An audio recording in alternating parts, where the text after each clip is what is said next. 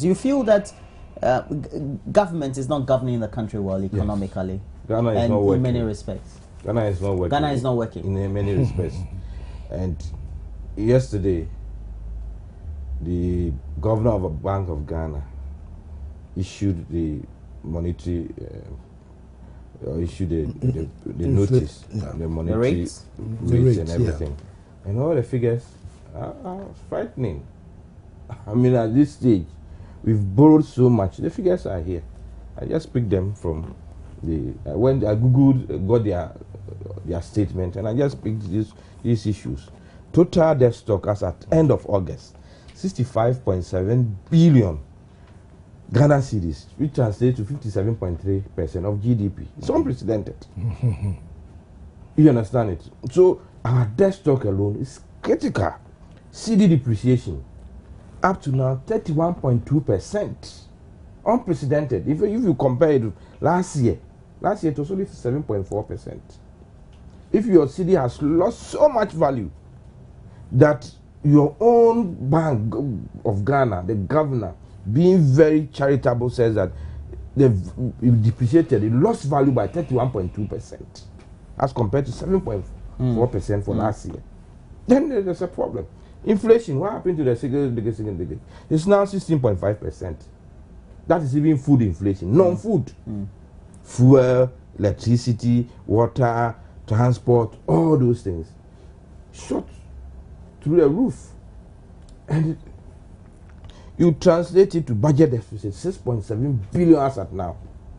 Forget about 2012, 8.7 billion for the whole year. As at now, we've overspent our budget by 6.7 billion.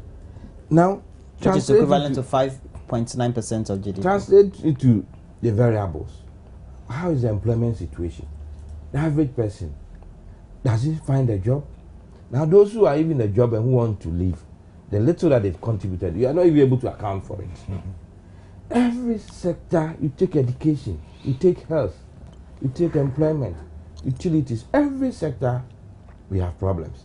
And then you pour it. Yesterday was very interesting for me because after the Aagbe Wor, when they say Aagbe Wor, then you reply Wombo. You've translated the scene into the studio. They are killing us, we are dying. That's why I was looking for Mama V to give me the Ever version. Very soon I'll get the Ever version and add it. And after this, I went to Occupy Corruption Ghana. It was another interesting experience. How we are not even fighting corruption. How we, the laws on corruption has just become paper tiger. It's on paper. All the laws are but not both parties were indicted. It's an indictment on the political class. I want to be challenged that way. That's why I'm interested in going for such programs.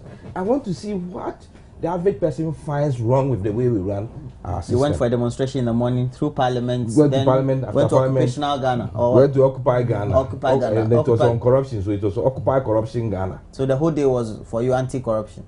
Anti-corruption, good governance. You've become a crusading MP. No, the whole day was for good governance. And we need good governance.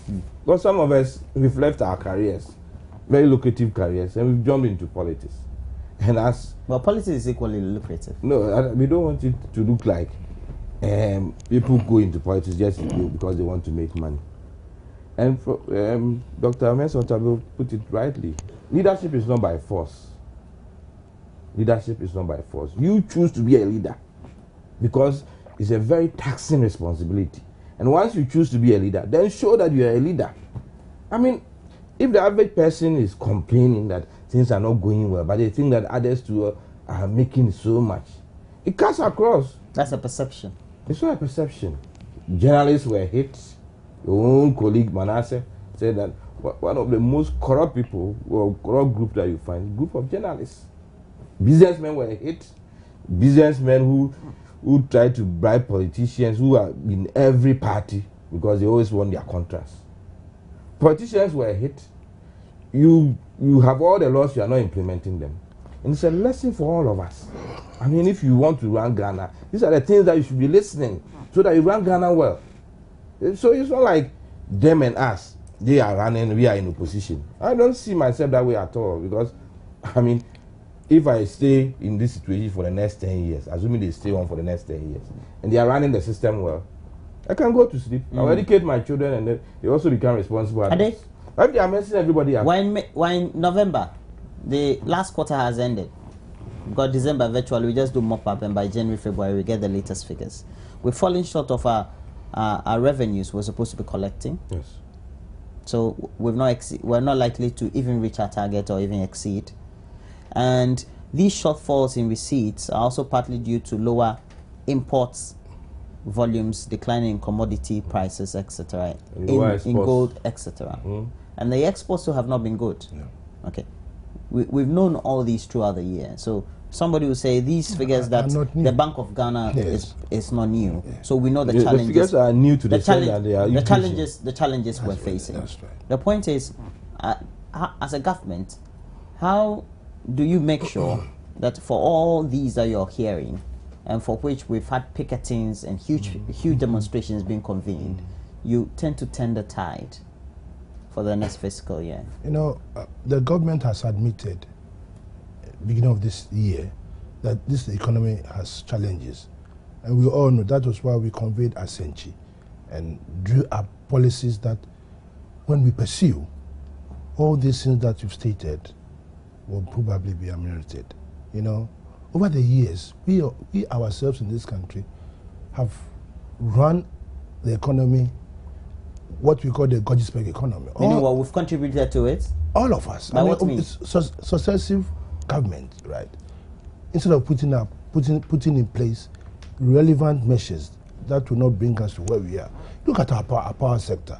If you have a situation where there's a serious shortfall in our power generation, this does not start only with President Mahama's administration. Over the years, we failed to anticipate that population is growing, and in the year 2015 or 2020, we always had a vision 2010, vision 20, and we always truncated it. We never pursued those agendas, right? So now we need again to go back to the basics. We have to have our own homegrown policies, our own home. I mean, Parliament want to do what? Want to refurbish their chamber. Their chamber. And what did they do? They go and buy foreign chairs. Why we can have got industries in this country, right? Furniture company who at least were given the job and given the relevant tools can produce them. And we continue to do that. Then we come and sit there and say that exports have gone down, and it is because of the way we are running things ourselves. So we can bring government A, government B, government C. Demonstrations will continue until there's a paradigm shift. So when I see our brothers and sisters behaving this way, right, and all of us knowing the facts, so they go on demonstration, and at the end of the day, where the seats that they sit on in Parliament were seats that were imported from China. The carpet they are working on, and when it comes to them, they keep quiet about it. you understand? So we need to do the things that will inure to the benefit of us and to change the direction of our economy. And that is that's what the NDC government, right, is trying to resuscitate factories and factories that over the years we ourselves have allowed them to run down. The shoe factory in Kumasi, we are now trying to get the Commander Sugar Factory to come on stream. We are trying to cut down the importation of rice, right? We have got, look, during the last week, I've been traversing the Greater Accra region. And from Tema, motorway, all the way to Adan, look at the vast acres of land that are lying down, that we could use them to grow pepper, tomatoes, even sugarcane, all the things that we need, that we don't need, we don't have to go and import them.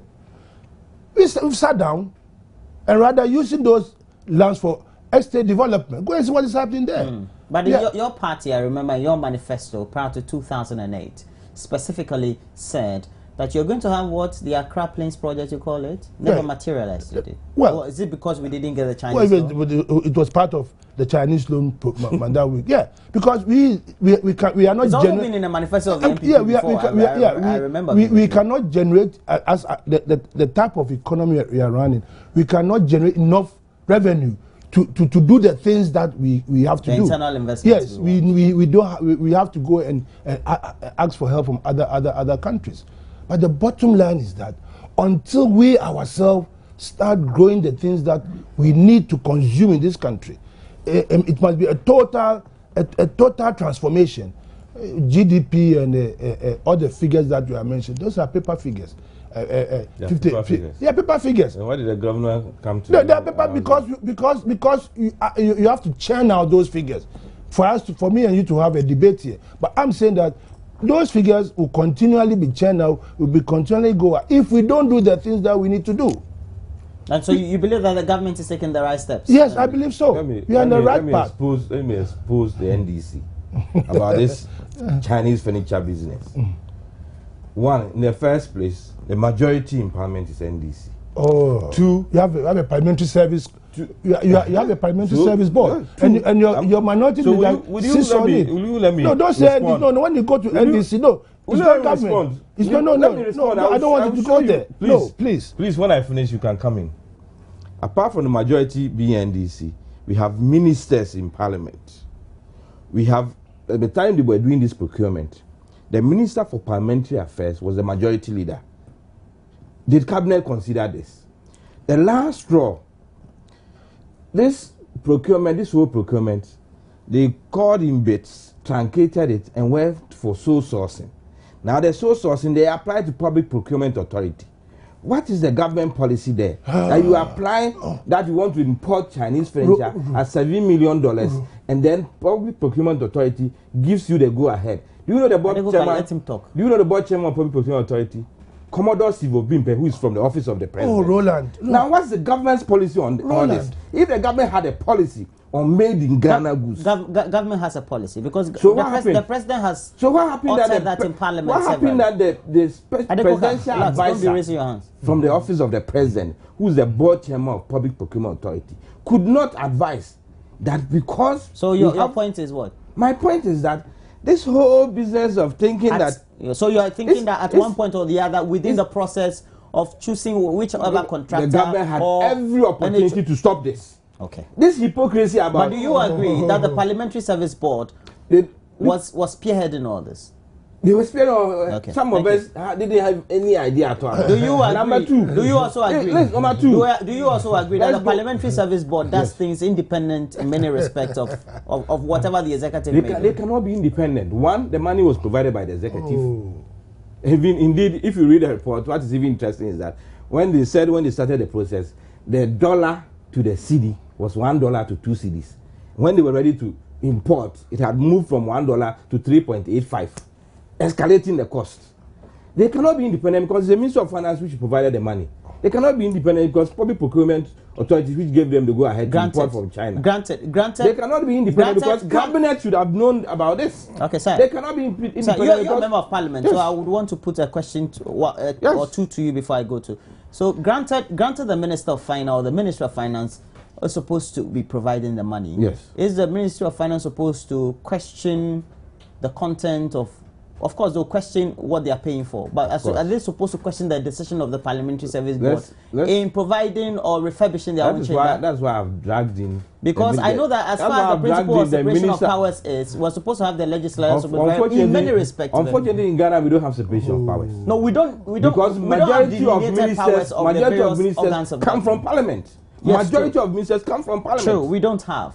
Yes. But in some and I'm saying that if it's a government policy, why would the procurement authority allow sole sourcing within 3 months that? But do you agree that these decisions were not taken by the executive? Do you agree?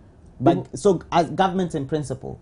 No. What I'm saying is that these decisions, even if they were taken by the Parliamentary Service Board, the executive had a say in these decisions. In what? You've not shown how. I've told you about procurement. But procurement if your policy is that the president came to Parliament, showed his shoe that it's made in Ghana. That's your policy. If your policy is that make sure that you do everything produced in Ghana, or as much as possible, and you can provide furniture from Ghana, and then you restrict yourself. This is at 2 years back. Okay, so you are saying if we have waited for 2 years to sit on all those old chairs, why couldn't we wait for another year to produce chairs made in Ghana? So you are saying that in all respect, the executive could have influenced decision making at all the levels? At various levels, including procurement. Procurement authority, they have every right to say that. So you are saying not all the levels, but various levels? Various levels. And I'll give you an example that procurement authority, very critical institution, could have written back that per government's policy, you cannot import furniture from China when we have so it should furniture. have been a policy. They say they have that policy. And they should have walked the talk. They've walked the talk. Okay. And to go on with the hypocrisy of this government, within the past years. That's true. Yes, within the past years, let's say from 2013, that President John Mahama became president, they should tell us all the procurement is made and what percentage of those procurement could have been done here, but they did it from outside. Let's go into their offices and see the furniture they've bought there, whether it's made in Ghana furniture. You mean local content? Of course. In your office in Parliament, do you have your furniture coming from China or where? I hear it's coming from Italy. Not China, now we've moved to even Italy. All right. I hear even the report. And that one too is a fault of the executive. That one is the fault of all those. It's failure of political leaders. But you are sitting behind the chair. Couldn't you have said, I don't want this? Yesterday when I was asked on the streets, I said I don't want You have an office. You're a member of Parliament. I don't have an office. I don't have an office. No. As I speak, I don't have an office. No. Your leadership. My office is in the car. Okay, fine. Okay, your leadership has an office. Yes. You could ask key decision. We don't want this. We want this. Is it not? Didn't you come to a certain compromise as parliamentarians and Parliament, and so you accepted these? Listen, that is today. So it means that all are supposed to blame. It's not as if one is supposed to be blamed. It's a blame game. That's the difference. Now I come to let's even accept that it's failure of leadership. They are in the majority. Even on the parliamentary service that's board. Good excuse for you. Even on the parliamentary service board. That's good excuse for not you. For me. As for if I wanted an excuse, I would say that I don't have anything to do with this procurement, and that's a fact. I don't know anything about this procurement. But you will sit on the chairs. If I had my own way, I would bring Calvin from White Junction, Ebri, to come and sit on. Okay. If I had my own way. Okay. Now he's had all the time to explain your comments on all that he said. I mean, I'm surprised about my brothers. Why would you be surprised? I'm surprised. I mean, you hit Doa Jaho and you think that's the end of it.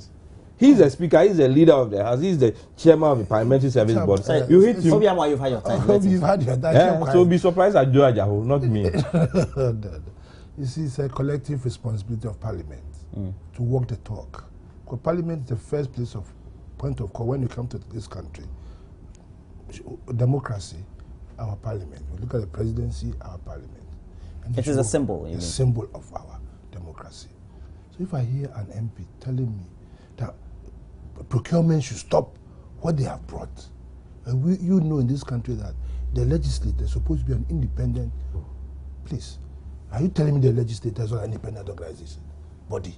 Are you telling me? Myself, I think that they are independent. Are you defining decisions? Yeah, are you defining the? And if you write to procurement and you procure is against government policy, they cannot stop it because you are independent. He didn't make no, but he's informing the public. No, but you too. He said you. He said you were. He said you were. The fact that Parliament is independent doesn't mean that the Parliament doesn't fall under government policy. Okay. If you want to import Chinese furniture and procurement stops you, would you say that you are independent? The judiciary cannot even say that. I think it's a failure of Parliament to have done whatever they've done, right? They did not showcase Ghana, and it's a failure of Parliament and the parliamentary service and whoever and all the parliamentarians there. It is not government or procurement who is going to stop your inadequacies. No,